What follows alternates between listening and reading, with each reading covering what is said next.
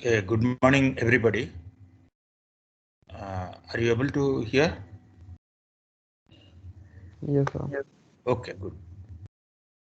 So we'll continue with what we are doing, and just reminding that I'll complete 15 minutes or so earlier, so that we'll have a quiz for 10 minutes at the end. And we had a mock quiz just to check if there are any difficulties, and I think there were only few comments like voice announcement for start of the quiz and end of the quiz, which I request the TS to take care. And the quiz, the score, I think you might have seen the score. I hope it gives you automatically what's your performance. I think the average score of the class is 50%. So 19.8 or something like that, I was told. And the highest mark, nobody got 100%. I think 90%, 95% obtained by one student, Adi Swadipta Mandal. So good, Adi did well. So hope that it continues, and others please do better in the quizzes. The quizzes that we'll have every 2 or 3 classes. We'll announce today is a quiz, and I think next Thursday we'll have another quiz. So let's proceed. Sir, may I interrupt? Yeah, please. Sir, I was saying it will be better if you take the quiz on Moodle because Teams is resource hungry and sometimes it happens that suddenly the connection drops and Teams completely goes off connection. And since there is no auto submit, it will hamper at the end we are not able to submit the quiz. Okay. So maybe we'll also try Moodle once, but my Because Moodle experience is, also works on data connections and it is very yeah, less yeah, data intensive. yeah, it takes a lot of data, but then you are attending the classes, so that is itself is quite data intensive. I understand that. Yeah. But Moodle, the main problem is the network bottleneck because it is running in the institute, and the institute network sometimes it becomes so bad that you just want to submit or you want to see the next question, it doesn't show. Last time, the course that I was teaching, we had that problem. So we decided to be on the Moodle, which is on the cloud, and therefore that problem, network problem, is not there. So But Teams happens that the connection suddenly drops and if you take the quiz of 13 minutes and the end connection drops, that is completely a waste. okay. Okay, so we are taking 70% the quizzes, and we'll last 1 minute. You please try to complete at least a minute earlier. Let's see how it goes. And if anybody has problem with this, let me know. Quiz. Let's see how many have problem. Or problem will shift to Moodle. Okay, thank you, sir. Okay, let us proceed. Last time we were discussing about this Amdahl's law. Very simple, intuitive law. Without knowing that, knowing the statement of the law, many of you could actually solve problems. Very intuitive. Now let's see, try to do few more problems on this, because I am sure if you are in this line, somebody will ask you about the Amdahl's law and its application. Let's say a software engineer decides to rewrite a portion of a sequential program. So there was a program and he rewrote 60% of the execution time. Found out where 60% of the execution time was spent and rewrote the program so that this portion runs on multiple processors in parallel. So what is the maximum speed up he can hope to achieve? Can anybody quickly tell the answer? 2.5. Okay, very good. Very good. 2.5. So basically, it's very simple question. Those who understand the Amdahl's law, 60% of the program he parallelized, the blue one, and that 60% at most can take 0 time. So the new running time of the program will be 40, and therefore the speed up is the old running time by new running time is 2.5.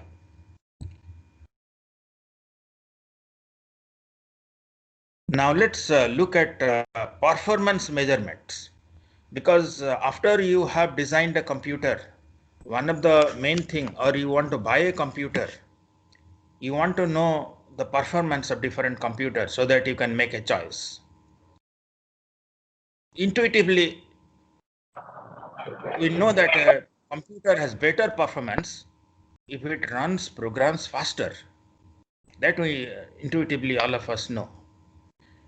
Now, based on that, let's say that you are working in a company. You joined a company, started working, and your first assignment, that the manager called you one day and said that, see, we want to run a web service, and can you choose a computer? Our budget is some X rupees, some 5 lakh rupees, and you have to choose a web server, a computer that will give the fastest performance. So what will you do?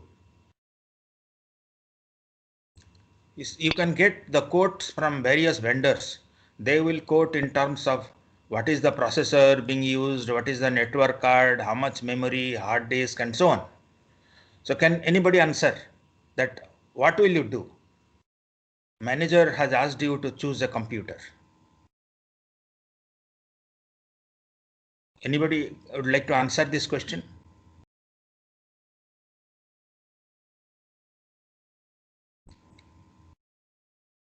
Would We you? would listen on, and after that we will select the processor accordingly. Sorry, can you please repeat? Govardhan, right? Govardhan. Let me just note down those who are answering. Yes, Govardhan. What's your answer? First we will listen all our requirements, and after that we will search for the most relevant processor which are available in the market as per our requirements. Okay, so Govardhan says that look at the processor specification and so on. But then that's not really, I think that's the answer that the novice should give. Let's say computer A has 2.5 gigahertz processor and computer B has 3.2 gigahertz processor. You look at the processor specification. And then how do you decide which one is faster? Sir, we can't decide. The storage Can should you also be a criteria. sorry? Sir, without the Storage architecture, should also be a criteria while making a No, web server. one at a time, please. Akshat, what is your answer? Akshat Kumar? Okay. Sir, Sir, we need without the to know how much architecture, time it takes for one task also. No, see, Otherwise, you it is cannot get gigahertz all per. the manufacturers, you cannot ask them to bring the computers to you so that you can run some programs. That would be too expensive and too delayed. See, you want to, from your bid, you invited bids and they have given you bids with a specification. And based on that, you have to make a choice. Sir, we might Sir, we need can't, more storage as a web server. So, according to the budget, we may choose a lower clock frequency processor, but we need more storage. So Ambuj says that he will go with the computer with the maximum storage. But let's proceed further. Let's look at the actual scenario. So for two processors with different frequencies, we cannot directly compare them because their instruction set may be different, for which the clock cycles per instruction will be different. So actually, the processor with higher frequency may have higher execution time. Okay, good. You're in the right direction. But then how do you choose? You said you cannot compare. Fine, agree. But then how do you choose? See the result of each Compare processor the on the execution time benchmark. for same set of instructions. So for same program, I suppose. No, but you can't bring them. No, you cannot run. You will ask them to run and report your performance. Is it? Yeah. Okay, let's proceed. So a simple turn would say that, see, a computer having a higher clock rate is faster, but then is obviously wrong. And where is the fallacy? Why is a computer having a is not faster, may not be faster? So I think that already Shwadipta has already answered that. He says that it's not just the clock rate, but then how many instructions does the compiler generate? What is the clock cycles per instruction? Those are actually factors. It's not just the clock rate. Now, if we want to really compare the computer performance, we know that a computer is faster between two computers. A computer Y is n times faster if the execution time on Y divided by execution time on X is n. That's intuitively. Now, we can define performance as 1 by execution time. That is, how many times the program can be executed per unit time. If that is the definition of performance, then we can compare the performance of computer X and computer Y as the execution time of Y divided by execution time of X. For example, let's say we have two computers, A and B, and the program takes 10 seconds on A and 15 seconds on B. Then performance of A divided by performance of B is equal to execution time of B divided by execution time of A, which is 1.5, and A is 1.5 times faster than B. And before we look further into the performance today, let's understand the CPU clocking. The clock period shown here, all activities in the processor occur during a clock period. Like an instruction may take several clock or may take just one clock cycle. And then at the end, the results are stored. The results are read at the beginning of the clock period and stored at the end of the clock period. And in between, all computations, etc. occur.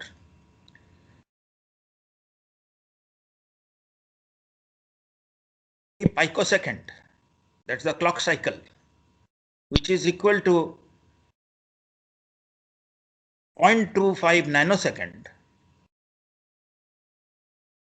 Then the clock frequency is 4 gigahertz. Just a small arithmetic here. That a clock cycle of 250 picosecond is equal.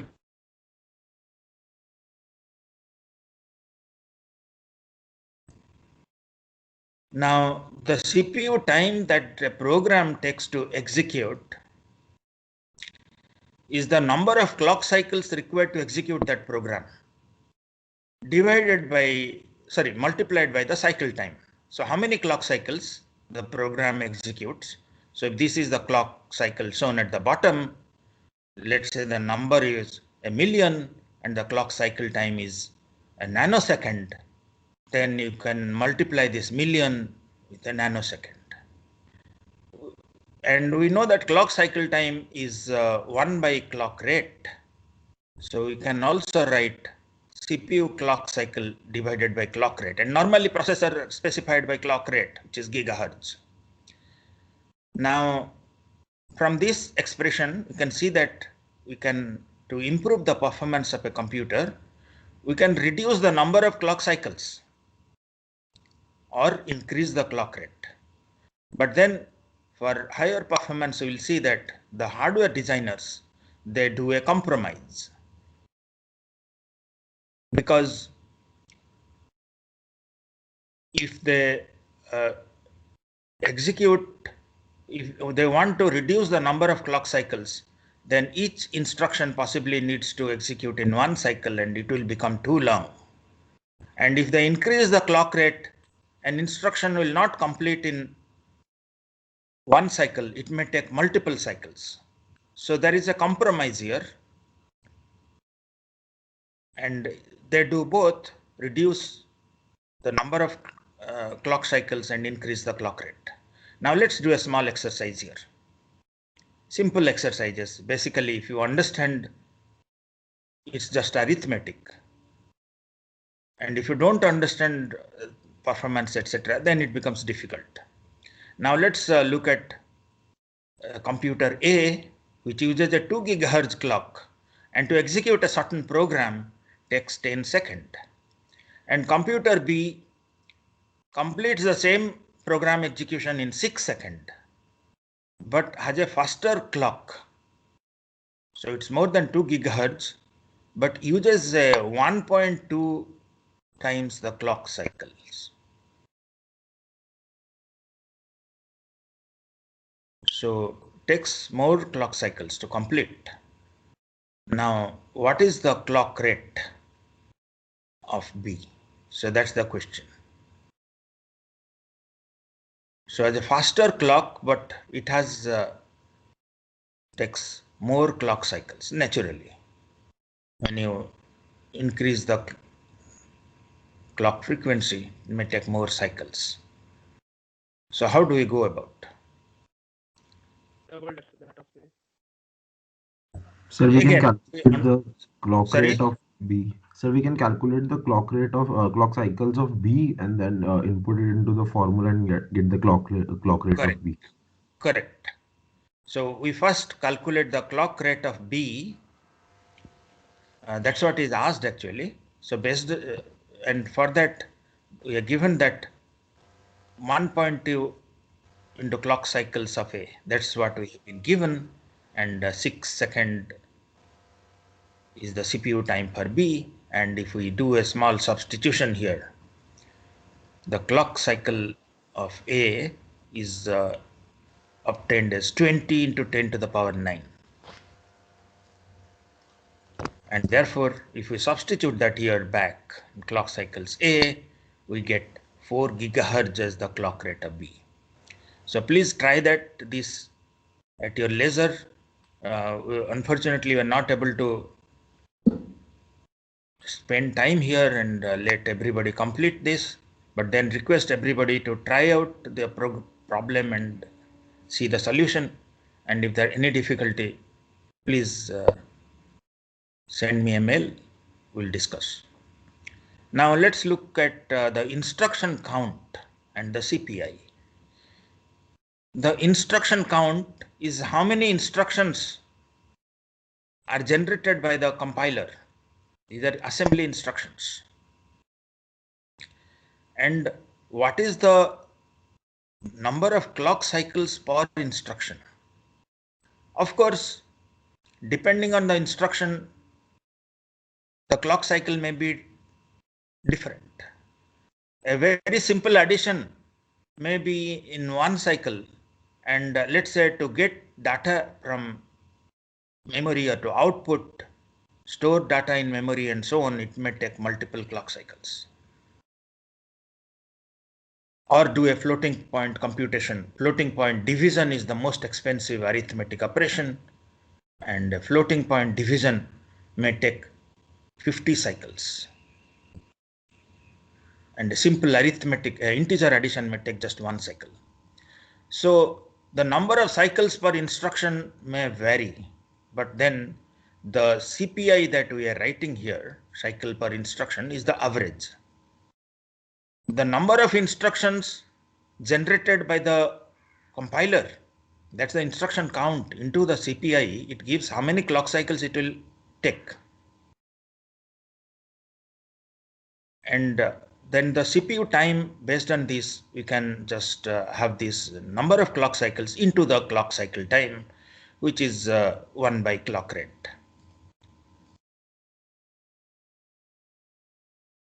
The instruction number of instructions, that is instruction count, the instruction set architecture, that is what type of instruction it supports, the compiler, etc. These determine the instruction count, but the clock cycle per instruction is determined by the hardware, and we will, as we proceed deeper in this course, we'll see that what is the clock cycle requirement for different types of instruction.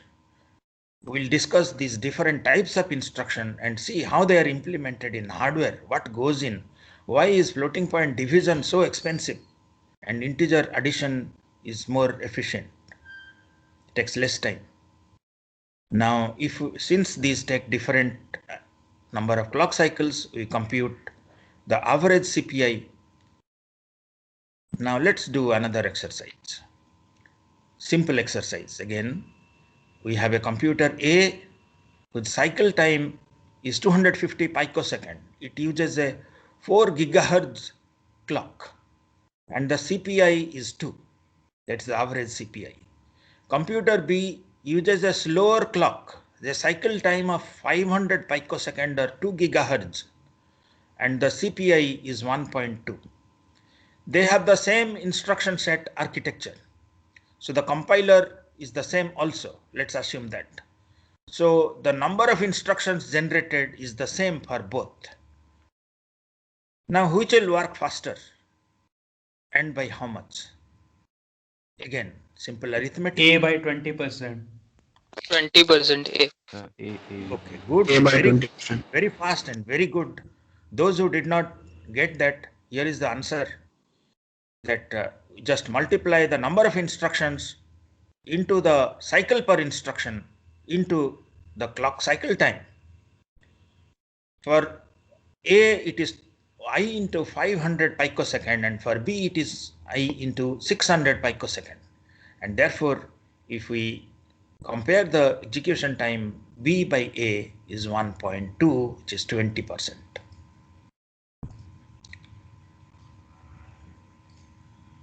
Now let's look at another small exercise. A given application written in Java takes 15 seconds on a desktop processor. Now we got hold of a new Java compiler that generates only 0.6 times, that is only 60% of the number of instructions is reduced. But the kind of instruction the compiler generates, for that the average CPI is 1.1 times what used to be by the old compiler. Now, how much faster will the programs run under this new compiler? We just change the compiler. And now we get 0.6, we get only 60% code. Number of instruction is 60%. But the type of instruction generated, the CPI becomes 1.1. It uses slightly more heavy instruction that take more clock cycles. So how much faster will it run? 9.9 seconds, sir. It takes 9.9 seconds, because if we multiply the number of instruction into the average CPI into the cycle time is the same because it's on the same computer, and CPI is 1.1 into 0.6, which is 0.66. So instead of 15 seconds, it will take 9.9 seconds.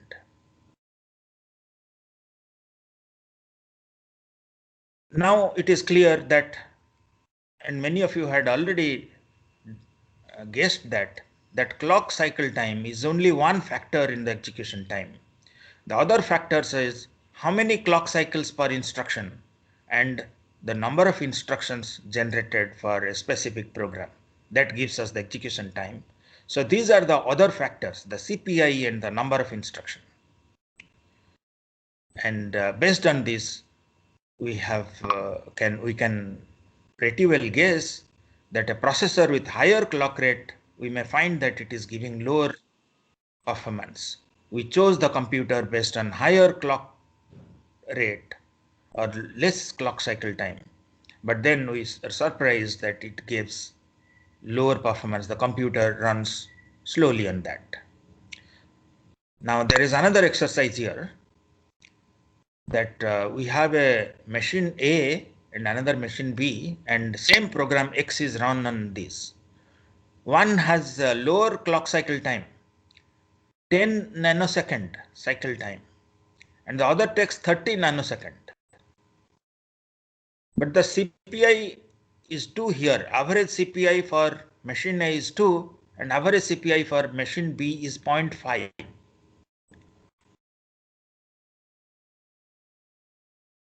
So which one is faster? B. Okay, so B is if we faster, sir. assume I is the number of instructions generated, the same instruction set architecture and same compiler, and I is the number of instructions generated, and therefore if we compute the clock cycles, is I into 2 is the number of clock cycle required on A, and that is I into 20 nanosecond is the CPU time on A, and similarly CPU time B is I into 15 nanosecond, and therefore performance of A divided by performance B is 0.75. And this is another again very intuitive exercise, that we have different categories of instructions: ALU, load, store, branch, etc. And the frequency with which these occur in a program execution is 40%, 27%, 13%, and 20%. And the CPI for ALU instructions, that is add, subtract, etc., take only 1 second, 1 cycle, sorry, 1 cycle. Load takes 2 cycle, store takes 2 cycle, and branch takes 5 cycle. Just some hypothetical example. Now, the average CPI is simple arithmetic, 0.4 into 1, etc., which is 2.2. And this is how we report the average CPI. Now, can we compare the performance of two computers based on the MIPS rating and FLOPS rating? You might have heard the terms MIPS and FLOPS. MIPS is millions of instructions processed per second, and FLOPS is millions of floating point operations completed per second. So basically for MIPS count, for a program, we identify how many instructions are generated. And since it is millions of instructions completed per second, so it is divided by 10 to the power 6 execution time, which is basically the clock rate divided by CPI to 10 to the power 6. This used to be extensively used 30 years back, but now people don't trust this. A computer having high MIPS rating, you might bring it and try to run your web server application, and then surprised that it runs really slow. Where is the problem? The problem is that 1980s and so on, it was popular. It was almost used to decide a computer's performance.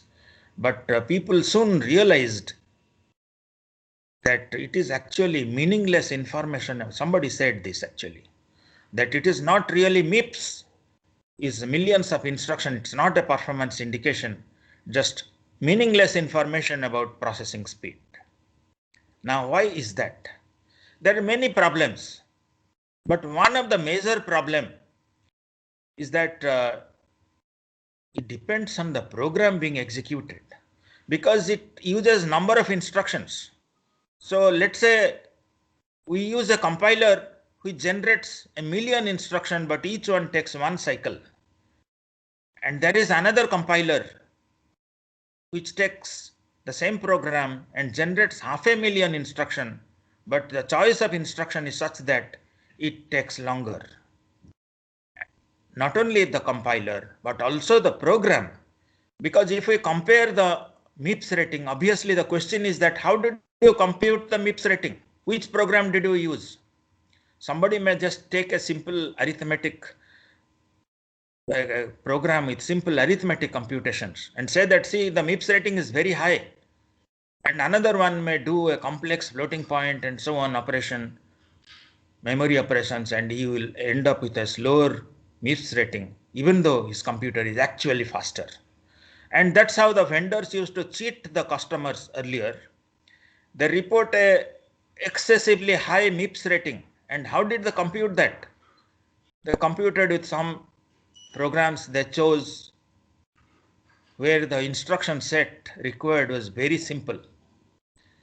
And that's why the MIPS rating is a very unreliable measure of performance. Okay, once in a while, we just have a small digression. And this Dilbert is my favorite. Just look at this. So this is the manager here. And this is the Dilbert is the engineer. And the engineer says, our new chip is slower than our competitor's product. The manager says, then we'll claim we are the fastest. If anyone does a benchmark test, we'll say that they used old drivers. Dilbert says, whenever I talk to you, I feel like I should be wearing a wear. Manager says, since when is marketing a crime? So as if all people to do the marketing, they just do all these gimmicks like you used old drivers and so on. Okay, now let's do one more exercise. A computer A100 executes a benchmark program. Because see, if you leave it to the vendors, the computer vendors to report their MIPS rating, they will use a program of their choice and they may get excessively high MIPS rating, but actually the performance may be slow. So you might ask them to run some specific program, and that's a benchmark program, that everybody runs the same program. Now let's look at this exercise in that light, that a computer A100 executes a certain benchmark program and observed the CPI is 2. Another computer has the same instruction set but has an enhanced compiler. The compiler generates 20% less instructions, and also A101 achieved a CPI of 0.5 at 800 megahertz. Now, for the same MIPS rating to be reported, what should be the clock rate of computer A100? Again, if we understand it's simple arithmetic, the data is given here. A100 executes a program and the observed CPI, average CPI for that is 2. And another computer uses the same instruction set architecture, generates 20% less instruction and a CPI of 0.5, and it runs at 800 megahertz. And for both of them to report the same performance, what should be the clock rate of A100? Now let's assume that I is the clock rate, I is the number of instructions of A100, and A101 generates 80%, which is 0.8i, and the execution time on A101 is 0.8 into I into cycle per instruction and clock cycle time for A101. And if we simplify, we get the MIPS rating for A101 as 1600. Now we use that data now.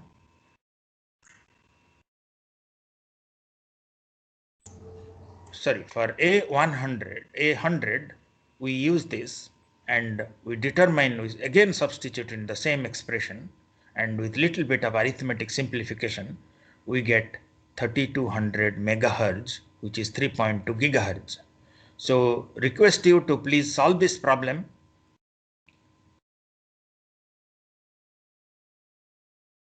On your own, then look at the solution. And if there are difficulty, let us hear, because see, this online classes have this difficulty that if it was a real class, we would have asked all of you to solve, looked at everybody's answer script, if not everybody, most of those were still working on this, but here it is difficult. Please do on your own. Now, can we ask the computer vendors to run some program of our choice?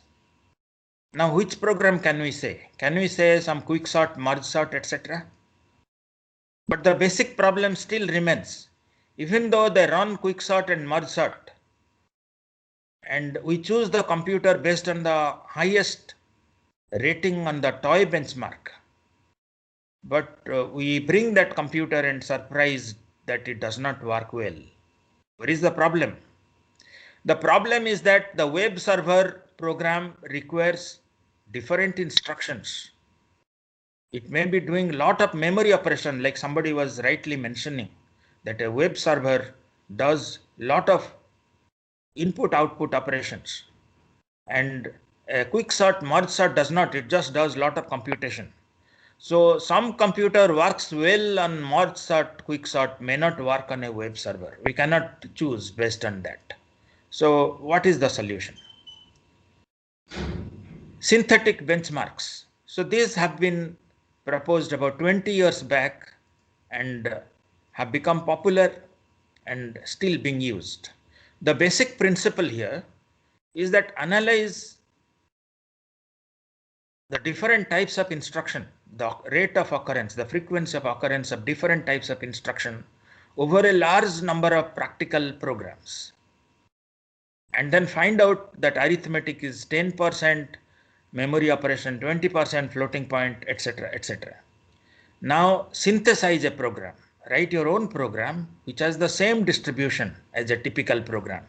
So you keep on writing, let's say 10% arithmetic, you just wrote some arbitrary 10 arithmetic operations, followed by some memory operations, some floating point operations, and so on. But the synthetic program does not really do some meaningful computation. It just to check for an average program, how does the computer perform? And several synthetic programs were actually proposed in the literature and were used actually commercially. Drystone, Cornerstone, Linpack, etc. Some of the older synthetic benchmark, but it was found that all of these had a problem. And recently is the SPEC benchmark, which is being used. Now let's look at the problem with Drystone. Drystone is a sort program, largely integer programs, and based on some article published in Communications of ACM, this was Drystone benchmark was proposed. But then the main problem with this that the program size was very small, some 100 lines, and then the code is 1.5 kilobytes, and therefore the memory system outside the cache is not tested. It's a small program, resides entirely in the memory. So even though there are memory operations, these actually happen in the cache. So the compilers can easily optimize the Drystone code. That's another problem. It's a small program and they can easily optimize. There are two main problems. One is that the memory system is not tested, and also it can be easily optimized. So Drystone was used for some time, but then the other ones were proposed. The Linpack, here it uses large matrix operations, like 100 into 100 matrix, 300 into 300, etc. But the main problem is that largely matrix computations, and those computers which are vectorizable. A vector computer is one which does the matrix computations very well. They have vector instruction. At a time, they can do addition like this on thousands of instruction parallelly. And for that, the Linpack will show very high performance. And nowadays, most of the computers use vector in their, like your desktop or laptop. They have vector computers inside. As we proceed, we'll just look at that. And also, most of these benchmarks, the compilers can be written to optimize and discard code And therefore, those who have written the compilers carefully, cleverly for only that benchmark, they will show excessively high performance. They can cheat the customers. And the solution was a benchmark suit. SPEC stands for Standard Performance Evaluation Corporation. You can find at www.spec.org. And here it is a suite of programs, many programs. You can't optimize against all programs because there are many of that used at the same time, and there are several generations of this. And now, if you look at the benchmark spec site, you will find spec view perf, spec JVM98 for Java virtual machine, spec JVB 2000 for the server side application, and Web 2005 for servers. So this is what we should have done. When the manager asked us to evaluate the performance, we should have asked the vendors to quote the performance of their computer on spec Web 2005. And based on that, we should have chosen the computer. So we are, and there are also other benchmarks which are popular. Other spec benchmarks like just the CPU performance, the graphics performance, mail servers, network file. Okay, so we'll just stop here because we have a quiz coming up. And are we ready with the quiz, Aditya? Jyoti? Are we ready with the quiz? Yes, sir, we are ready with the quiz. Okay, so please give a chat prompt as the quiz starts, and also give a voice prompt when the quiz starts and ends so that everybody can be aware. Now, we'll start the quiz in a couple of minutes. Please look at your quiz, the top of your Teams, and as the prompt comes, please start 10 minutes quiz, and it will end. And as somebody Sir, is saying, if you don't, yes, Taisi, yes. Actually, last time I think there were issues because Microsoft Forms does not have auto submit. Okay. So I was thinking, should we maybe do a 30-second at the 30-second mark, and should we do a warning or something? Yeah, no, so they are saying that somebody at the end may have a network issue. And then even if it tries to submit, it does not submit because it's not connecting. So let's try how many are getting that problem, because we are taking only 70% of the best performance. I hope that it will get covered under that. But before a minute, give a prompt to submit, and then within a maybe another minute, we'll just for network issues. So maybe minute before, tell them that please submit, and they submit within 30 seconds. And don't, for the students, don't wait for the last second, because see, if you don't submit, it doesn't accept anything, it becomes 0. So please submit a minute before. And the questions have been aggressively set intentionally for every quiz, because we are afraid that if we give too much of time, then the answers may get passed around. And therefore the time is aggressively set, but don't wait to complete all. As soon as the prompt comes from the TS, please submit. Okay, best of luck. Let's get started with the quiz today. Okay, we'll stop here. Your quiz will start in a few seconds. I will let you know.